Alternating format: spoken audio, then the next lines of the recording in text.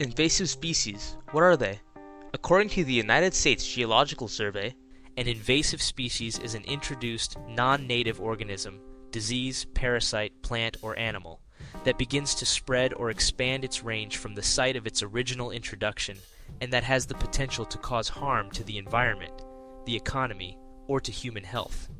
In other words, invasive species are organisms that expand out of their native territory and make disproportionately large changes to the environment, usually causing harm for other living beings. Some organisms that have been cited as invasive species are the Asian carp, the lionfish, and zebra mussels. In relation to biodiversity, invasive organisms are responsible for the extinction of many species of plants and animals and continue to decimate the populations of many other species. For example, in South Georgia, an island in the South Atlantic, the introduction of rats and mice by whalers devastated the population of the pipit, one of the few non-seabirds of the region. Over in the coastal areas of the United States, foreign zebra mussels attach themselves to native mussels in large quantities, restricting the natives from being able to reproduce. On top of that, the zebra mussels compete with native mussels for resources. They also reproduce relatively quickly, which can lead to serious issues within water systems.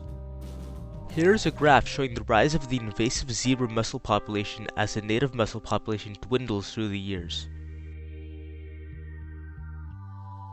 Additionally, invasive species are able to impact the entirety of the environment by changing the course of the food web. By occupying native food sources, invasive species hold little value to native organisms. As a result, populations of native organisms shift and their ecosystems destabilize. Despite the amount of devastation caused by invasive species during the past few years, people try to mend the damage that humans ultimately caused by using different ways of controlling invasive populations. Yes, invasive species are usually introduced to foreign habitats by humans, whether it be accidentally or intentionally. Extermination, for example, is one method people use to curb invasive populations. In 2018, the invasive mice in South Georgia were officially deemed no longer. In the process of their eradication, extermination teams used approximately 300 metric tons of poisoned bait. A simpler approach in preventing the rise of invasive species is preventing organisms from becoming invasive in the first place. This strategy includes monitoring ecosystems for infestations and maintaining the cleanliness of machinery. Although both solutions are quite effective, the latter seems much less costly in hindsight.